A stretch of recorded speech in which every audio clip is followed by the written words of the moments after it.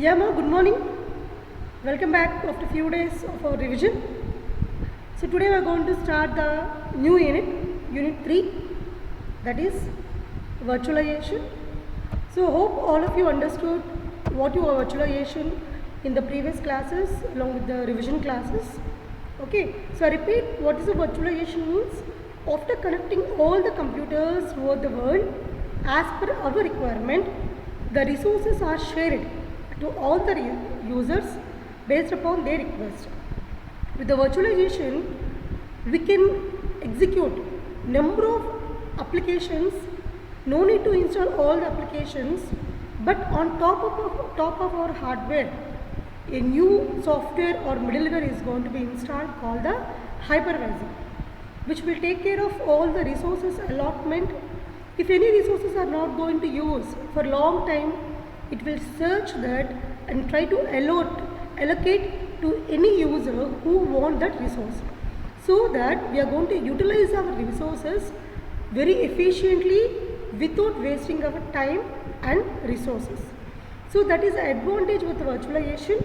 With the virtualization only, any cloud computing, grid computing or cluster computing can able to manage a lot number of resources connected throughout the world. So this is the secrecy behind this virtualization. Okay, so in this third unit, which is virtualization, contain some topics more like this: cloud deployment models, categories of cloud computing, important implementation levels of virtualization, how we have to perform this virtualization is the implementation level. Virtualization structure, what is the architecture, what are the layers we have, and how we can perform this virtualization by using CPU, memory and IO devices, along with how we have to combine a lot number of computers, similar computers for cluster. In that, how we can manage this and how we can allocate these resources to the required people. And finally, virtualization for data center and for data center automation. So it's very important how to manage this virtualization without any human intervention is also a very important topic, ma. So this one also we are going to learn in this unit. Okay, right. Now, first one, cloud deployment models. What is a deployment? So in the last class we learned about as per revision classes, what is cloud computing means. Whenever there is a big data generating, the data can't move to the program to execute, but what it is going to execute, ma, the program is going to move to the data instead of data is moving to the program, so that we can limit the restrictions of a bandwidth. Because if you want to move your big data, the bandwidth may not be sufficient to you. So in those cases, we have to make your program which is going to be execute some data to the data only. That's the main beneficial thing. Okay. So cloud deploy, by using this concept, we can deploy your program, we can deploy your process, you can deploy your request, so that you are going to execute your concept. Okay. So here, what the author want to convey is, by using this cloud computing around 2013, they got to benefit in terms of around $44.2 billion. It's not a simple business, ma. It is around 7 years back. But coming to now, we can estimate the amount. Maybe it's a double or triple or 10 times also. Okay, we can't shop with that also, because every day minimum around 1 lakh people are joining in the cloud services by using mobile phones or any other iPods or any other internet services. Okay, so all these services they are going to get easily by using the cloud only, right? Next, so what they are going, how they are benefiting this much amount? They are giving rent. Okay, the user have to pay rent to the any organizer or deployer. How they are giving utility computing they are performing. What is the utility computing, ma? Pay and use. The customer have to pay for the services provided by the service provider only. So how they can give the rent? Because he is providing the resources. What the resources they are going to provide in terms of memory, processor, hard disk, network bandwidth, all these are going to provided by the service provider in terms of clouds. See, so with that the user can access and deploy cloud applications. Okay, so we know about this. And finally, virtualized cloud platforms. No, it is a word we have to use now. So as a lakhs of computers are connecting each other, okay, how they are going to be communicating each other, how the resources are managing each other, how resources are going to use efficiently. These are the big issues we have to deal with. Okay, so in order to deal all the issues, we have a concept called as a virtualization only. So every service provider, whether it is IBM, Google, Microsoft, whoever it is, Amazon, they have to use the virtualization concept without any doubt. Okay. Now, cloud design issues.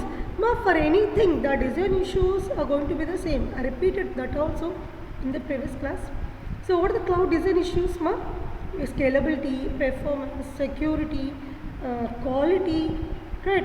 Any management or automatic management. So, all these are the issues we have to take care of whenever you are going to design your cloud. Let us see, maybe that is the case. Yeah. So, how to shift your computing from desktops to data centers, how to store your data and how to store access your data from data centers. It's a big issue. Next one, service provisioning. At any point of time, they have to provide the service to you. Scalability. Any people are going to be joining, they should not care, but they have to provide unlimited service to them. Okay, privacy, secrecy, how your data is going to be secured. Finally, how the quality means the data should not be tampered, the high availability we have to get the data, and whatever you are going to be required, that should you get. Okay, if that is the case, it is called as a quality. And finally, new standards and interfaces. Yes, if you are going to use any new interfaces, even that also the cloud have to accept and have to provide services to you. Okay, they should not deviate for even new interfaces, right? Next, so we have a diagram. It's a big diagram. It's a very, very important diagram, we can say. Okay, so with this diagram, just wait. There is a diagram. Just wait now. Yeah, it is a diagram. Why it is not coming?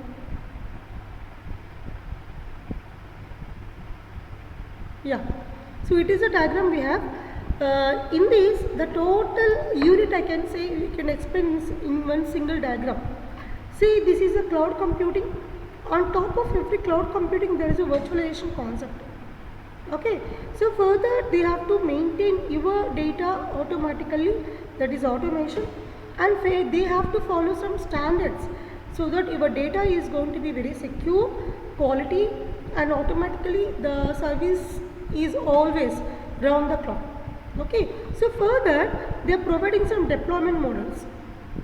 See, if you observe any college, engineering college or any other college, they are categorized into two categories. One is a government college, one is a private college. The college owned by the government and their policies is called as a government college. Okay, as per the norms of the state or central. Well, coming to the private colleges, it is owned by any single person or the committee, and we have to obey the rules like government colleges only. But they will differ in terms of services they are going to provide, what is it? In terms of any service. Okay, see, like this we have a models, deployment models, how user can deploy his data. So for this, the total companies in the world are going to be named in terms of three models. One is a public cloud, one is a private cloud, one is a hybrid cloud. Hope you understood what is a public cloud. Anybody can access. Private cloud, so only single organization or combination of 2 or 3 organizations will provide service to the user. Okay, hybrid cloud is a combination of public and private. So these three called as the deployment models. Coming to the service models, see, as you are getting the service to you in terms of your data, in terms of your program, in terms of your bandwidth, in terms of your resources. So nowhere you are getting any interruption in your service, right, from the beginning. Then how they are going to provide the service? As a single program? No. So they are going to provide the service in terms of multiple programs. So those programs can be called as a service models. See here we have only 3 to 4 lists only, but apart of that We have n number of services. See, one is a business process as a service. How you can improve your business as a customer. If you want to become owner, partnership you want to take, how you can get that, okay, to get some benefit from the cloud services. Software, what is the application you want to give to the user so that he can execute his programs. Platform, what are the programs, what are the tools, what are the packages or languages you can develop so that the user can develop his applications, or any software engineer can develop his applications. Infrastructure, what are the memory constraints, what are the processing constraints, what are the network bandwidth constraints, how you are going to be connecting, how you are giving all the resources to the user. It's a big issue. That is infrastructure as a service. Okay, now here, so for any cloud computing, what are the characteristics we have to follow? As a student, what is your characteristics? You should be silent in the class, you have to obey with the rules of a faculty, you should be very disciplined, you should be punctual, you should be very active in the class, you should give exams very well. So these are your features, should be part of your classroom or your academics. Okay, so like this also, any cloud computing have to follow these characteristics. One is on-demand self-service. So any user have to get this on-demand, means at any point of time they will get the service. Broad network access anywhere. Not only he should get the access for only limited distance, but he should get the access anywhere. Resource pooling. Every resource is going to be stored. Your data is not going to be moved, maybe moved. You don't aware of that. The resource have to store at one place. Rapid elasticity. Means you can, if you want to add your more and more data, you should not get any interruption in the service. And measured service, it can be called as metered service also, meter service or the measured service. It is the one based upon your payment for your service. The quality of the service is going to provide based upon your payment only. If it is the case, that is called as a meter service or measured service. Okay, right? So these are the methodologies or techniques or models we can say. How many deployment models we have? Public, private, hybrid. We have one more also called as a community. Okay, next, service models. Business as a service, software as a service, platform as a service, infrastructure as a service, we have data as a service, we have a process as a service, we have security as a service also. Characteristics, all this. Right now, so with this we can move our concept little bit depth. Now, public, private, hybrid and community clouds. What is happening here? Just wait, no? Yeah. So the concept of cloud computing, I got that in that paragraph. I wrote that any concept of cloud computing came from the grid cluster, or that's all, right? Without cluster, without grid, we can't form any cloud computing, right? So here, the cluster, the grid computing have many computers which are executing parallelly with the synchronization or without synchronization to get your problems to be solved. How? But how they are going to manage all these computers without any benefit? No, they are using the utility computing. They are using the utility computing, means we have to pay and use. Along with the software as a service. See, if you want to own any application, for example in your mobile device, if you want to download an app, some apps we can download very easily without paying any amount. But some apps we have to pay some amount because they are a little bit costly. Right? They want give service to the user by paying some amount. If that is the case, we can say it is called as software as a service. Okay, utility and software as a service provide computing resources as a service within the notion of a pay per use. Okay, so along with the cloud computing will provide the dynamic resources to deliver large number of services to end users. We know about this. How they are going to provide the service means by taking the amount, but by using HTC systems. We discussed in the first and second unit also. HTC means high throughput computing they are going to provide. Okay. Next, cloud computing applies a virtual platform with elastic resources. Yes, it is always giving you virtualization only. How? Without virtualization can you manage? See, one person is going to the Windows, but you can operate your computer you are providing your service in terms of a Linux, how the user can access your data, how the user can deploy his data. Not possible, right? So what you will do, you have to pay some attention so that any user can execute his own application anywhere. So how can you do? By using some virtualization concept. Okay, yes. See, the main area is to move desktop computing to a service oriented platform.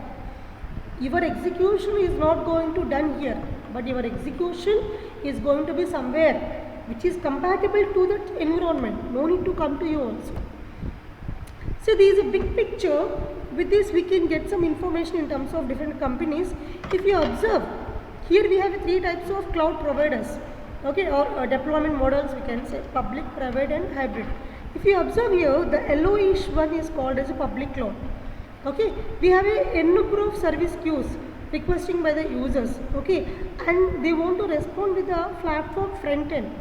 Whatever the platform they are going to use, for example, they are going to use the Java or .NET or any Python, what platform you are going to use? By using web service application programming interface, means whatever interface you are going to use. Now we have a lot number of APIs, right, based upon the application, and based upon your requirement we can do lot of APIs also. So all these requests and replies can be satisfied by using data centers. What? Data center. See, what is a data center we have? We have a server clusters, means we have n number of servers. Each server is going to manage hundreds of computers. Server is not going to maintain total data, but is responsible for n number of computers scattered around the world. Each computer can be called as a virtual machine, he is saying. Why you have to say the virtual machine? Because their resources are managing by using the virtualization concept. Okay, now all the servers and clusters, all the server clusters who are going to manage all this data, they are going to store it somewhere called as a cloud storage. So this is nothing but, so it is a collaborative work of many companies. If you observe here, the public cloud is going to own by or collaborated by many companies. See, Microsoft Azure, Amazon ABS, Amazon Web Services, IBM Blue Cloud, Google App Engine, that is GAE, Salesforce, Force.com. So these are all companies collaborating at one place. They are combining all your computers and they are going to ready to provide service to you, to give more resources. Okay, so that is a public cloud. If you observe here, this dotted box is called as a private cloud. Sorry, this semicircle is called as a private cloud. Public cloud is a big one now. Any user can access, any user can request, any user can store by using utility computing only. Okay, right. Coming to the private cloud is only small cloud which is owned by one or two organizations. As I said previously, for example, here is IBM RC2. Okay, so he given only small service to limited customers only. He can't provide a big amount of data resources, right? And coming to the hybrid cloud, this dotted box is a combination of public and private. Okay, combination of public and private. You can give, see, if they want to extend more services to the user, he can extend. If you don't want, he can do. That is based upon his requirement. Okay, right. Public cloud. See, public cloud is built over the internet and can be accessed by any user who has paid for the service. Private cloud, public clouds are service providers and accessible through a subscription. Yes, we have to register for that. Anything. Yes, as we shown in the previous figure 4.1, a call out box is called as a public cloud. So the companies are, I given the list to you: Google App Engine, Amazon Web Services, Azure, IBM, Salesforce, etc. etc. Okay, next. So a public cloud delivers a selected set of business process. Yes, any cloud platform, he may be able to provide some services, limited access only. Okay. So based upon what? Flexible price per use basis. Private cloud, it is going to own by single organization. A private cloud is built within the domain of an intranet owned by a single organization only. Okay, therefore it is a client owned and managed. Client owned and managed, owning clients and their partners. So if you want to use, if you want to get any, if you want to use any shares in that, If you want to involve as a owner, yeah, they are ready to give some share to you. Okay, it's a very flexible and agile means it can increase somewhat. Private infrastructure. Okay, private infrastructure only they can provide. And finally, they are more efficient and convenient because it's a limited. No, we can manage very easily, right? If it is the biggest one, automatically the management is also very tough. Hybrid cloud, so which is a combination of both public and private, as is shown below, previous picture. Okay. Private clouds can also support a hybrid cloud model by supplementing local infrastructure with computing capacity with external public cloud. So whenever the private is want to improve some access, he can develop his own resources, improve, then he can do this public concept. Okay. Now example is the IBM's research compute cloud is a hybrid cloud. Okay, who can give services in terms of IT resources, who can maintain data centers scattered, where it is scattered, United States, Europe and Asia. Okay, right, that's about. So finally the public clouds promote standardization. They used to follow some standards, right, because it is not owned by single one. No need to bother about the single person maintenance.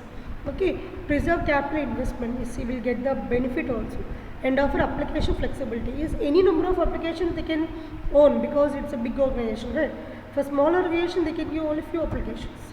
And finally private clouds give efficiency, resiliency, security and privacy. And finally hybrid clouds, they are going to operate in terms of a middle, which is a middle between the public and private, and very easily in terms of resource sharing. Community cloud, very very important. Community cloud is the one, it is not, it does not support all type of applications, and it does not allow all type of users. They can support for only a different type of community, means community not caste but applications. See, they can support for only security reasons, they can support only for medical diagnosis or medical applications. If that is the case, it is called as a community cloud. Okay, see, so mission, security requirements, policy, compliance considerations, so all these by community cloud only. It may be owned, managed and operated by one or more of the organization, but not many.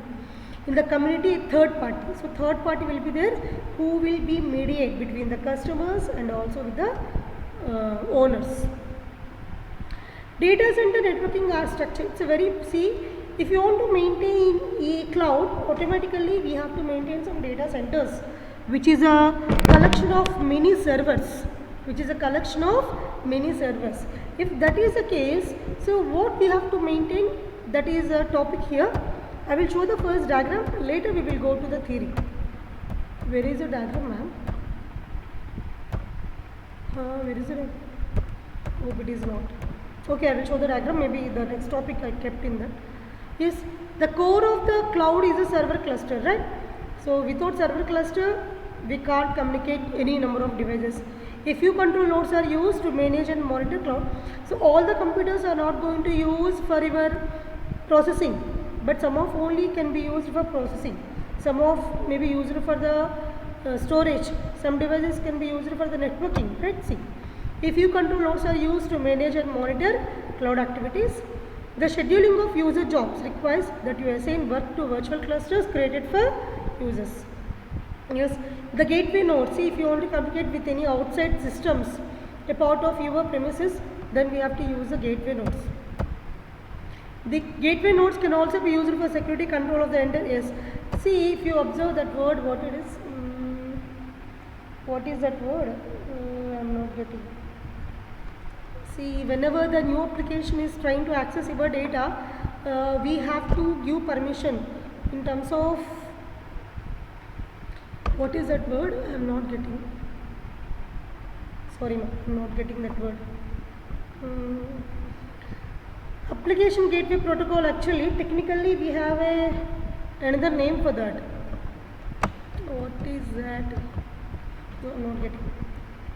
Okay, so in physical clusters and traditional grids, users expect static demand of resources. Yes, we know about this. These are all common issues. No? Supercomputers. Supercomputer means collection of many computers. So what are the capabilities they have? See, supercomputers means ranging from thousands to millions of servers, right? See, Microsoft have owned almost 1 lakh 8 core servers.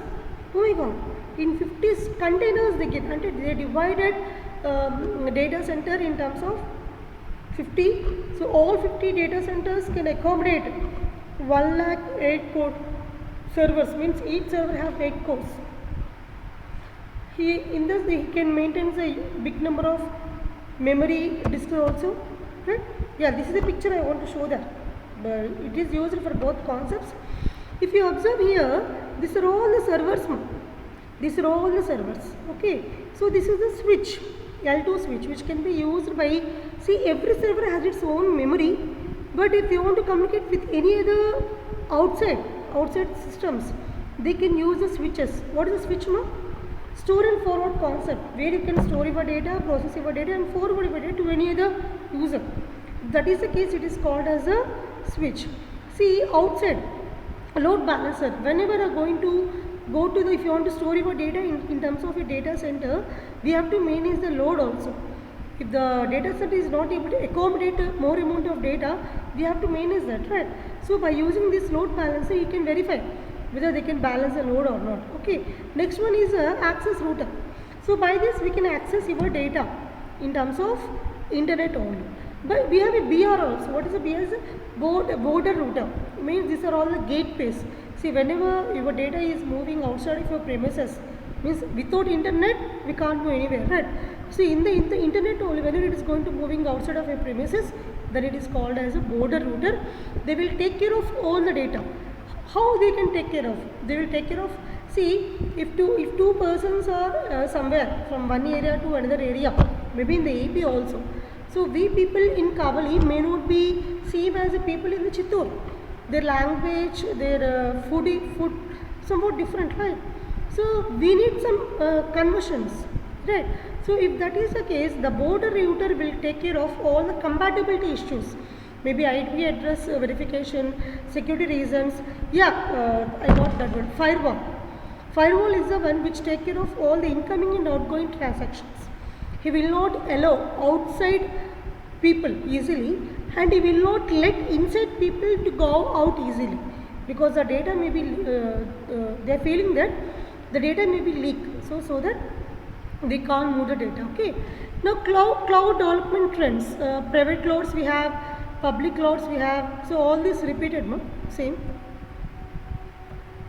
Yeah, same. It's a boring. Okay, so that's enough. That is the end of the first topic, that is cloud deployment models. So in the next topic we will give that is cloud service models, I think. Okay, so till then, have a nice day. Bye, ma.